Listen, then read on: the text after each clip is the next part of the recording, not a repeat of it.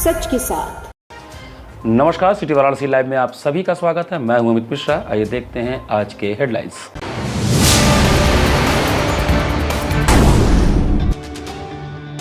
नारी शक्ति गूंज, 1000 से अधिक छात्राओं और खिलाड़ियों ने बनाई मानव श्रृंखला। प्रधानमंत्री काशी आगमन से पूर्व भाजपा का स्वच्छता शंखनाद, महानगर अध्यक्ष प्रदीप अग्रवाल ने किया श्रमदान। बीएचयू ट्रॉमा सेंटर में 71 वर्षीय महिला के संदिग्ध मौत के मामले में संस्थागत लापरवाही पर छात्रों का आक्रोश, उच्च स्तरीय जांच की मांग। और पीएम मोदी 54वीं बार आएंगे अपने संसदीय क्षेत्र बनारस, सिग्नेचर ब्रिज व सुपर स्पेशलिटी अस्पताल की रखेंगे आधारशिला। और अब समाचार विस्तार से। 28 अप्रैल को अपने 2 दिवसीय दौरे पर वाराणसी आ रहे काशी के सांसद प्रधानमंत्री नरेंद्र मोदी इस बार 6000 करोड़ रुपए की विभिन्न परियोजनाओं की सौगात काशीवासियों को देंगे। प्रधानमंत्री नरेंद्र मोदी 28 अप्रैल को 2 दिवसीय दौरे पर वाराणसी पहुंचेंगे। वर्ष 2014 से काशी के सांसद रहे प्रधानमंत्री का यह 11 वर्षों में 54वां दौरा होगा, जबकि 2026 का यह पहला दौरा माना जा रहा है। इससे पूर्व वे नवंबर 2025 में वाराणसी आए थे। प्रधानमंत्री इस दौरे में लगभग 6000 करोड़ रुपए की विभिन्न विकास परियोजनाओं की सौगात काशी वासियों को देंगे। इनमें रेल, सड़क, सिग्नेचर ब्रिज और कबीरचौरा मंडलीय चिकित्सालय में प्रस्तावित सुपर स्पेशलिटी अस्पताल की आधारशिला प्रमुख है। इन परियोजनाओं से न केवल वाराणसी बल्कि पूर्वांचल और पड़ोसी बिहार के लोगों को भी बेहतर स्वास्थ्य एवं आवागमन सुविधाएं मिलने की उम्मीद है। भाजपा जिला अध्यक्ष हंसराज विश्वकर्मा के अनुसार प्रधानमंत्री 28 अप्रैल की शाम करीब 4 बजे विशेष विमान से वाराणसी पहुंचेंगे। यहां से हेलीकॉप्टर द्वारा बरेका हेलीपैड पहुंचने के बाद वे बीएलडब्ल्यू मैदान में आयोजित कार्यक्रम में शामिल होंगे। कार्यक्रम में लगभग 40,000 महिलाओं को संबोधित करने के साथ ही वे नारी शक्ति वंदन से जुड़े मुद्दों पर संवाद भी कर सकते हैं। इस अवसर पर प्रदेश के मुख्यमंत्री योगी आदित्यनाथ भी मौजूद रहेंगे। प्रधानमंत्री विभिन्न परियोजनाओं का शिलान्यास और उद्घाटन करने के बाद रात्रि विश्राम बरेका गेस्ट हाउस में करेंगे। दौरे के दूसरे दिन 29 अप्रैल को प्रधानमंत्री काशी विश्वनाथ धाम में दर्शन पूजन करेंगे। इसके लिए वे बरेका से श्री काशी विश्वनाथ टेम्पल तक भव्य रोड शो करेंगे। करीब 14 किलोमीटर लंबे इस रोड शो को अब तक का सबसे बड़ा आयोजन माना जा रहा है। मार्ग के प्रमुख चौराहों को सजाया जा रहा है और सुरक्षा के मद्देनजर व्यापक बैरिकेडिंग की जा रही है। प्रधानमंत्री का यह दौरा विकास परियोजनाओं के साथ साथ राजनीतिक और सामाजिक दृष्टि से भी महत्वपूर्ण माना जा रहा है। तो वो 28 तारीख को अपने राष्ट्रीय विमान से लाल बहादुर शास्त्री एयरपोर्ट पर आएंगे। वहाँ से हेलीकॉप्टर से बरेका मैदान में आएंगे। वहाँ के बाद अपने गंतव्य स्थान पर जाएंगे। वहाँ के बाद 4:30 बजे अपने महिला सम्मेलन जो होने जा रहा है उस महिला सम्मेलन में आएंगे और वहीं से स्टेज पर से ही लगभग 7000 करोड़ का उद्घाटन और शिलान्यास करेंगे। उसमें सबसे महत्वपूर्ण जो है वह राजघाट का नमो घाट पर जो है ये सिग्नेचर ओवरब्रिज, बाकी और भी तमाम परियोजनाएं हैं, लेकिन वो बहुत महत्वपूर्ण है। वह चूंकि चंदौली बिहार सबको जोड़ेगा, इसलिए प्रधानमंत्री जी का बहुत बहुत आभार व्यक्त करेंगे हम लोग। फिर रात को रहेंगे, फिर सुबह बाबा विश्वनाथ का दर्शन करने जाएंगे। अब 5 जगह हम लोग बनारस स्टेशन मड़ुआडी पर स्वागत करेंगे, फिर उसके बाद हम लोग हाकी चौराहे पर स्वागत करेंगे, फिर हम लोग पुलिस लाइन स्वागत करेंगे, फिर मैदानी पर स्वागत करेंगे। लास्ट स्वागत जहां दर्शन करने जा रहे हैं बाबा विश्वनाथ का, वहां पर। बीएचयू ट्रॉमा सेंटर में 71 वर्षीय महिला राधिका देवी की संदिग्ध मौत के मामले में गंभीर विवाद उत्पन्न हो गया है। काशी विश्वविद्यालय बीएचयू के ट्रॉमा सेंटर में 71 वर्षीय महिला राधिका देवी की संदिग्ध मौत को लेकर गंभीर विवाद उत्पन्न हो गया है। छात्रों ने इस घटना को साधारण चिकित्सकीय त्रुटि मानने से इनकार करते हुए इसे संस्थागत लापरवाही का गंभीर मामला बताया है और दोषियों के विरुद्ध कठोर कार्रवाई की मांग की है। साथ ही इस संदर्भ में एक ज्ञापन विश्वविद्यालय प्रशासन को सौंपा गया। ज्ञापन देने वाले छात्रों का कहना था कि राधिका देवी की मृत्यु कोई सामान्य घटना नहीं बल्कि विश्वविद्यालय की कार्य प्रणाली पर लगा एक गंभीर कलंक है। उन्होंने स्पष्ट किया कि पीड़िता को न्याय तभी मिलेगा जब जिम्मेदार व्यक्तियों की पहचान कर उनके खिलाफ सख्त कार्रवाई सुनिश्चित की जाएगी। इसी उद्देश्य से छात्र इस मुद्दे पर एकजुट होकर न्याय की मांग कर रहे हैं। प्राप्त जानकारी एवं दस्तावेजों के अनुसार ट्रॉमा सेंटर में मरीज की पहचान सुनिश्चित करने जैसे बुनियादी सुरक्षा प्रोटोकॉल का पालन नहीं किया गया। न तो मरीज को आर्म बैंड लगाया गया और न ही प्री ऑपरेटिव सत्यापन प्रक्रिया पूरी की गई। यह भी सामने आया है कि पूर्व में लागू प्री ऑपरेटिव वेरिफिकेशन प्रणाली को प्रशासनिक स्तर पर समाप्त कर दिया गया था, जबकि उसके स्थान पर कोई वैकल्पिक व्यवस्था लागू नहीं की गई। आरोप है कि इसी लापरवाही के कारण एक ऐसे मरीज जिसकी न्यूरो सर्जरी होनी थी उसे ऑर्थोपेडिक ऑपरेशन थिएटर में ले जाया गया, जिसके परिणाम स्वरूप उसकी मृत्यु हो गई। छात्रों ने इसे रोकथाम योग्य मृत्यु प्रिवेंटेबल डेथ का स्पष्ट मामला बताया है। छात्रों ने बताया कि 24 मार्च 2022 की अधिसूचना के अनुसार ट्रॉमा सेंटर की समस्त प्रशासनिक एवं पर्यवेक्षी जिम्मेदारी प्रोफेसर इंचार्ज की होती है। वर्तमान में यह दायित्व प्रोफेसर सौरभ सिंह के पास है, इसलिए इस प्रकरण में उनकी नैतिक, प्रशासनिक एवं कानूनी जवाबदेही बनती है। छात्रों ने विश्वविद्यालय प्रशासन पर गंभीर आरोप लगाते हुए कहा कि इतने गंभीर मामले के बावजूद अब तक कुलपति द्वारा कोई ठोस कार्रवाई नहीं की गई है और न ही शिकायतकर्ता को मिलने का समय दिया गया है, जो अत्यंत दुर्भाग्यपूर्ण है। छात्रों ने चेतावनी दी है कि यदि विश्वविद्यालय स्तर पर उन्हें न्याय नहीं मिला तो वे इस मामले को देश के शिक्षा मंत्री एवं स्वास्थ्य मंत्री तक ले जाएंगे। उन्होंने कहा कि यह पंडित मदन मोहन मालवीय की धरती है, जहां इस प्रकार की लापरवाही किसी भी स्थिति में स्वीकार्य नहीं है। छात्रों ने यह भी सवाल उठाया कि आखिर किनके संरक्षण में दोषियों को बचाने का प्रयास किया जा रहा है। उन्होंने स्पष्ट कहा कि जो भी राजनीतिक या प्रशासनिक व्यक्ति ऐसे लोगों का समर्थन कर रहे हैं वे तत्काल अपना समर्थन वापस लें। यदि इस मामले में समय रहते कार्रवाई नहीं की गई तो भविष्य में इस प्रकार की घटनाएं दोहराई जा सकती हैं, जो पूरे विश्वविद्यालय के लिए स्थायी कलंक बन जाएंगी। छात्रों ने स्पष्ट किया कि वे इस मुद्दे को किसी भी कीमत पर दबने नहीं देंगे और न्याय की लड़ाई अंत तक जारी रखेंगे। सेंटर में लगभग सैकड़ों ऐसी मौतें होती हैं जिसकी जिम्मेदारी सीधे सीधे ट्रॉमा सेंटर इंचार्ज के ऊपर आती है, क्योंकि हम लोग देखते हैं कि किसी भी संस्थान में कोई भी दुर्भाग्यपूर्ण घटना होती है तो सबसे पहले संस्थान के शीर्ष प्रमुख व्यक्ति को तत्काल हटाया जाता है या खुद हट जाते हैं। लेकिन ये बेशर्म है, नहीं हटेंगे तो कुलपति महोदय से आग्रह है कि तत्काल इनको हटा के इनके ऊपर विधिक कार्रवाई किया जाए और यह सुनिश्चित किया जाए कि ऐसे गैर जिम्मेदाराना व्यक्ति को आगे से किसी तरह के दायित्व न दिया जाए।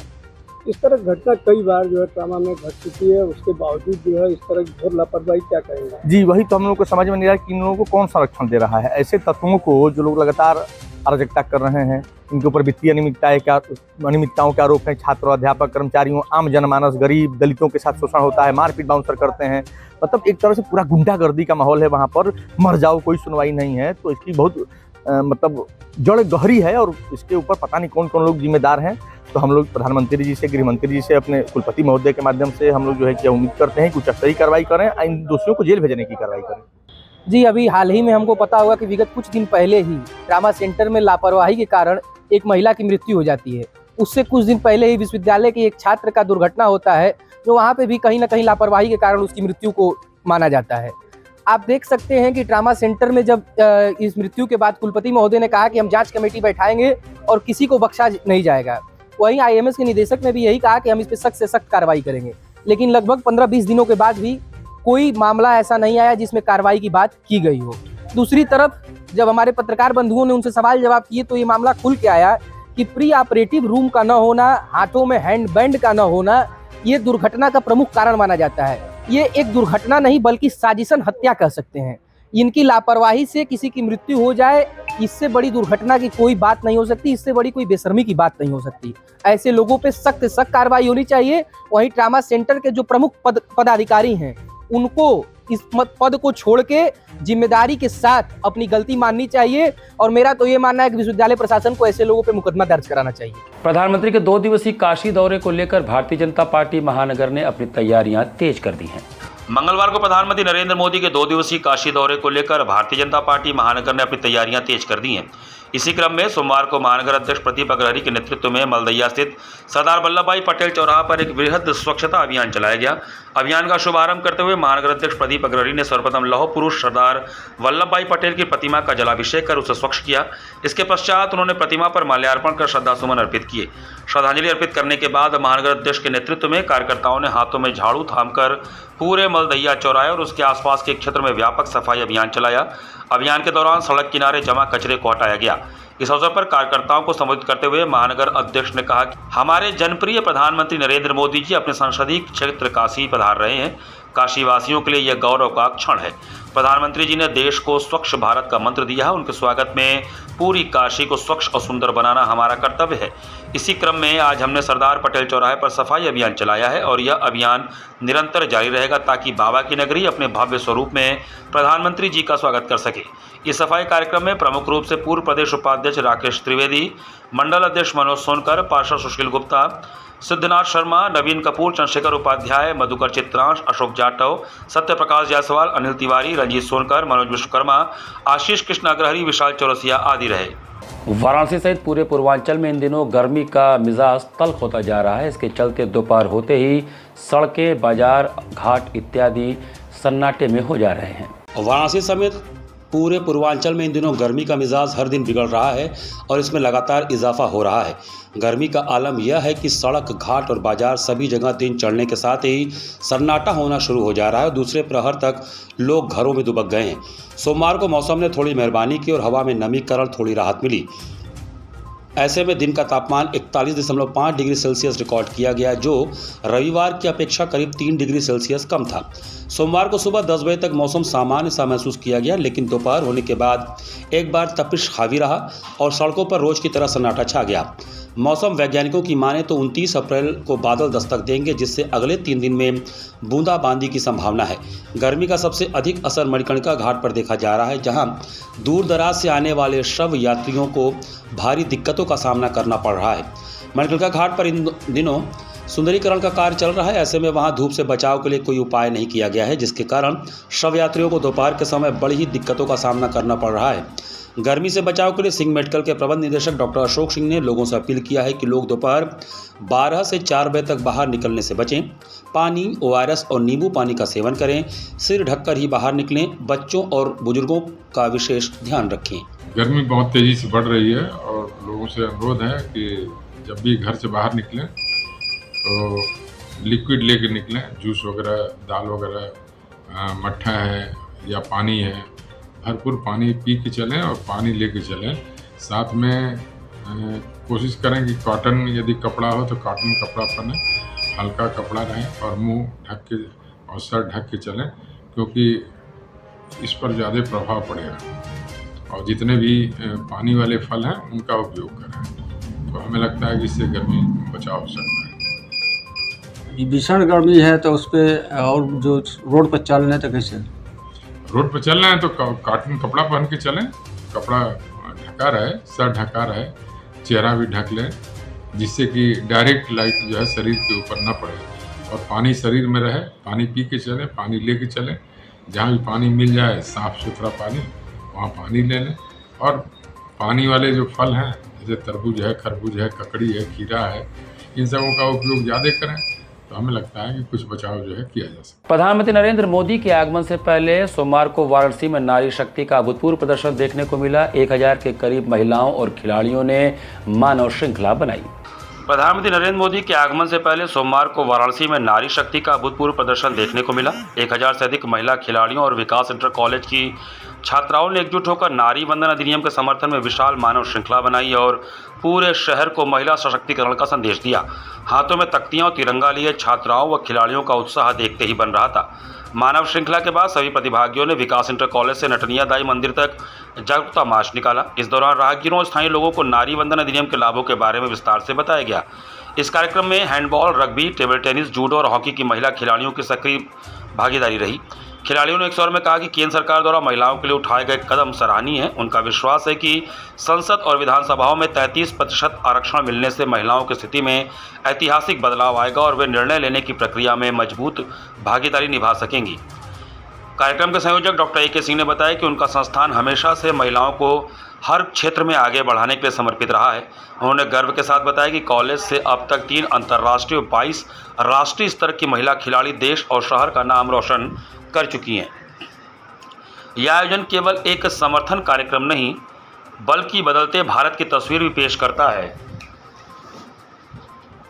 जहां महिलाएं अपने अधिकारों के प्रति जागरूक होकर समाज में बराबरी की भागीदारी के लिए आगे आ रही हैं। आज हमारे स्कूल में मानव श्रृंखला इसलिए बनाई गई है ताकि हमारे देश के प्रधानमंत्री का आगमन हो रहा है और उनके स्वागत के लिए हम लोग अपने स्कूल की तरफ से मानव श्रृंखला का आगमन कर रहे हैं। इसके लिए बड़ा गर्व का बात है कि प्रधानमंत्री मोदी जी हमारे क्षेत्र में आ रहे हैं। उनके सम्मान में हम लोग मानव श्रृंखला बनाए हैं और दूसरा उद्देश्य था नारी सशक्तिकरण का, जहाँ नारी का सम्मान है वही हमारा अभिमान है। ये 2 उद्देश्य से ये मानव श्रृंखला हम लोग बनाए। कितने बच्चे से भाग ले रहे हैं? इसमें कम से कम 2 से 2500 बच्चे पार्टिसिपेट कर रहे हैं। कहाँ से निकल रही है? ये मानव श्रृंखला विकास इंटर कॉलेज के मुख्य द्वार से निकल करके पटेल चौराहा होते हुए नटनिया दाई तक।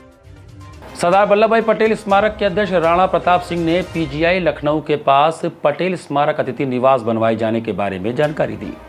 सरदार वल्लभ भाई पटेल स्मारक अतिथि निवास संस्था को व्यापक बनाने के लिए अन्य महत्वपूर्ण जगहों पर शाखाएं स्थापित की जाएंगी। लखनऊ स्थित पीजीआई के पास एक धर्मशाला अतिथि निवास भी बनवाएंगे।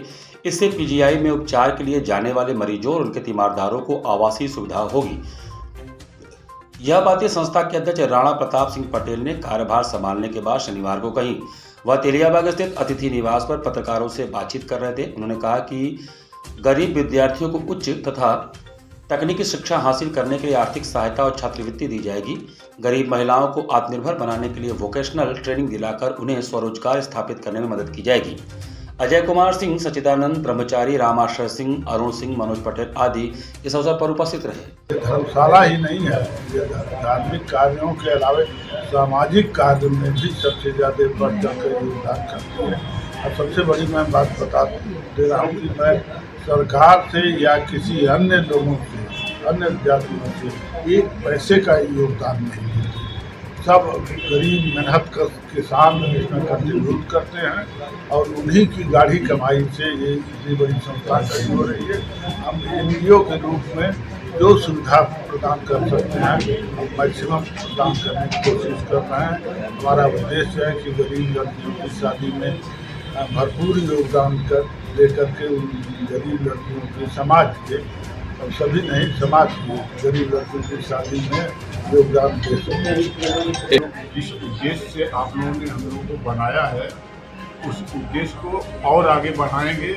धर्मशाला में कैसे प्रगति इसकी हो, समाज कैसे जुड़े, समाज को कैसे लाभ मिले, इन सब बिंदुओं पर हम लोग मंथन करते हुए आगे बढ़ेंगे।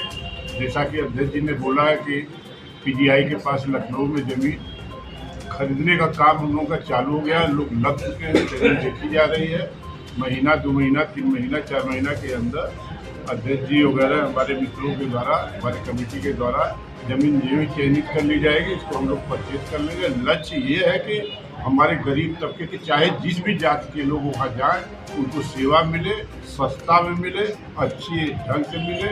ये हम लोगों का लक्ष्य है। यहाँ पर वक्त तो चला है छोटे से ब्रेक का। बने रहिए सिटी वाराणसी लाइव के साथ। वाराणसी लाइव, सच के साथ।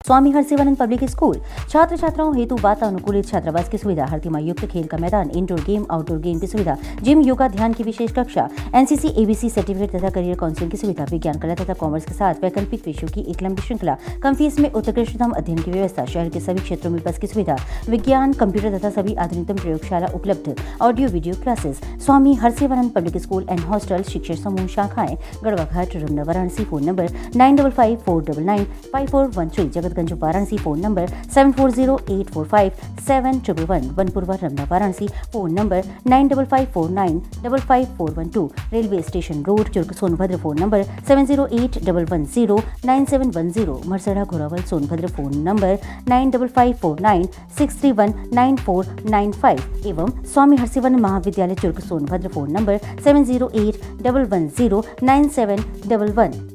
Facilities of Navneeta Kuvar Public School: quality education, well qualified faculty, dance, vocal, instrumental music, robotics, art and crafts, skating, karate classes, indoor and outdoor activities, use playground for kindergarten and various types of games, math, physics, biology, chemistry lab and smart library, well maintained computer lab and classes, highly secure and GPS track conveyance facilities, educational based activities using technique tools and interesting methods for students. Navneeta Kuvar Public Schools, Swahid near BHU Hyderabad Gate, Varanasi. Mobile number 7311128462. Navneeta Kuvar Public School. A bright future starts with the right education. JPM English School, based on CBSE pattern. Admission open from pre-nursery to class 8. We provide high quality education and expert guidance from experienced faculty, spacious, calm and modern learning environment, a well-equipped computer lab, modern science lab, well-stocked library, indoor games like chess, carom, ludo, etc., and outdoor games like skating, basketball, badminton, cricket, etc. Special yoga classes for overall physical and mental growth, special personality development classes, regular dance classes, special music classes. The students always remember that education is not a destination, it is a journey. So never stop, keep pushing yourself to achieve your goals. Enroll today to JPM English School, Ganganagar Colony, Badaun, Varanasi. Call us at 700-7655-355. आधुनिक शिक्षा की नई परिभाषा international Hindi school Nagwa, Lanka, Varanasi. CBSE से मान्यता प्राप्त nursery से लेकर 12वीं तक की कक्षाएं, जहां शिक्षा तकनीकी सुविधाओं से पूरी तरह लैस है। स्मार्ट डिजिटल क्लासरूम्स और एसी कक्षाओं संग वेल क्वालिफाइड टीचर्स छात्रों को उत्कृष्ट शिक्षा प्रदान करते हैं। Well equipped robotics lab, biology lab, chemistry lab, physics lab एवं स्पेसिफिक आइंस्टाइन लैब और सॉइल टेस्टिंग लैब, जहां छात्रों को प्रयोगात्मक ज्ञान और नए आविष्कारों की समझ मिलती है। संस्कृत और जर्मन भाषा की कक्षाएं, जहां नई भाषाओं से आपका परिचय होता है। वहीं विशाल कंप्यूटर लैब से तकनीकी शिक्षा का सही और सटीक मार्गदर्शन मिलता है। एक संस्थान जहां छात्रों के शारीरिक और मानसिक विकास के लिए योग, नृत्य और संगीत के बेहतरीन शिक्षण और प्रशिक्षण उपलब्ध है। इंडोर गेम्स और आउटडोर गेम्स छात्रों को मानसिक ताजगी और शारीरिक शक्ति प्रदान करते हैं। विशाल पुस्तकालय, अनुभवी और योग्य शिक्षक, जहां हर छात्र को मिलता है व्यक्तिगत ध्यान और मार्गदर्शन। हमारे पास है सुविधाजनक परिवहन व्यवस्था ताकि आपके बच्चे स्कूल आसानी से पहुंच सके। इंटरनेशनल हिंदी स्कूल में अपने बच्चों को बेहतर भविष्य की दिशा दिखाएं। The institution directed and controlled from USA. Give me your children. We will work very hard and turn them into responsible, hard-working and bright citizens of India. That's what India needs. Varanasi live, सच के साथ। Break के बाद आपका स्वागत है। भारत विकास परिषद रामनगर द्वारा पार्किंसन रोग के प्रति जागरूकता बढ़ाने के लिए जन जागरण रैली निकाली गई।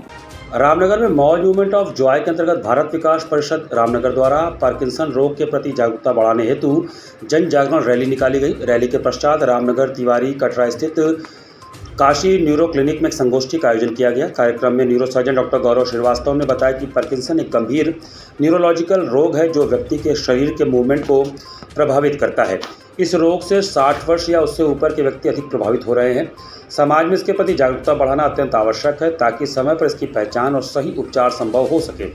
जागरूकता रैली पीएसी शहीद पार्क तिराहे से भ्रमण करते हुए काशी न्यूरॉन क्लिनिक पर जाकर समाप्त हुआ। धन्यवाद ज्ञापन भारत विकास परिषद रामनगर शाखा के अध्यक्ष अजय श्रीवास्तव ने किया।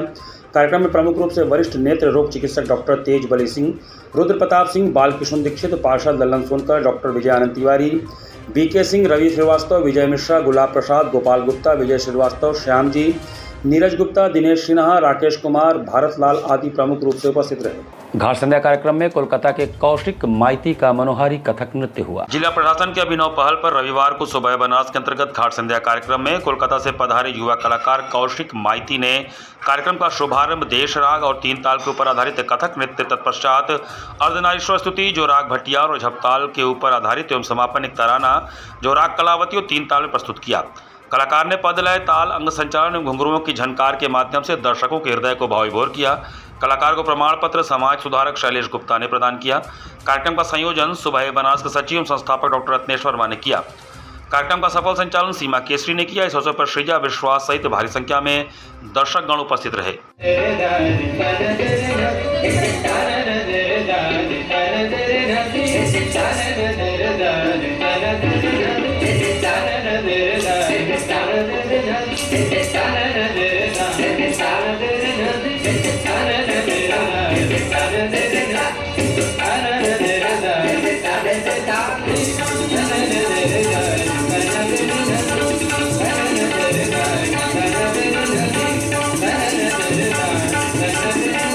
नमो घाट पर आयोजित होने वाले काशी वंदन सांस्कृतिक कार्यक्रम में मऊ के अजय कौशल पांडे का मनोहारी गायन हुआ। जिला प्रशासन वाराणसी, मंडलायुक्त एस राजलिंगम तथा जिलाधिकारी सत्येंद्र कुमार के पहल पर आयोजित होने वाले सांस्कृतिक संध्या कार्यक्रम में जिला मऊ से पधारे अजय कौशल पांडे के गायन का कार्यक्रम आयोजित हुआ। उन्होंने सर्वप्रथम राग यमन में छोटा ख्याल, झपताल में बंदिश शिव जटा जूट डमरूधारी गाकर अपने कार्यक्रम को प्रारंभ किया। तत्पश्चात राग यमन में बंदिश, एक ताल में भजमन करुणा निधान, तीन ताल में तराना, एक ताल में भजन हे नटराज और अंत में भजन अखियाँ कृष्ण मिलन को प्यासी प्रस्तुत कर वहां बैठे श्रोताओं को आत्मविभोर कर दिया।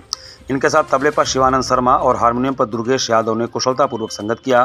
कार्यक्रम का संचालन एवं धन्यवाद ज्ञापन अनूप मिश्रा ने किया। कार्यक्रम संयोजक अंशुमान महाराज रहे।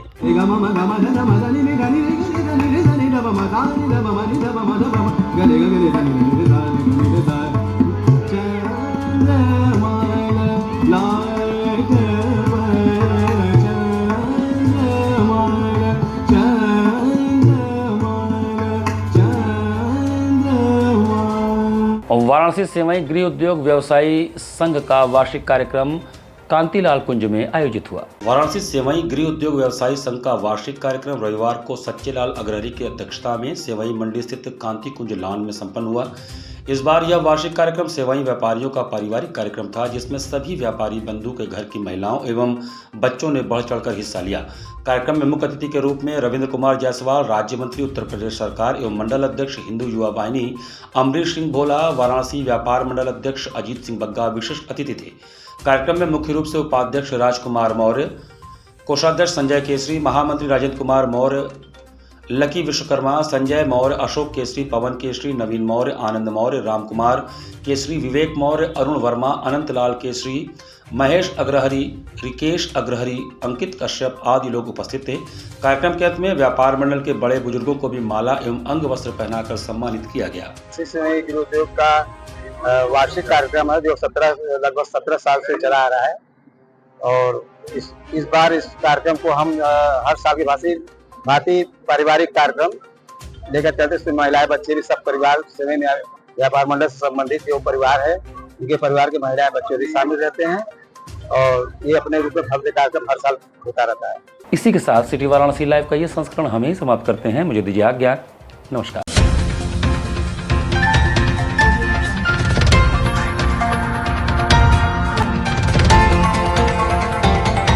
वाराणसी लाइव, सच के साथ।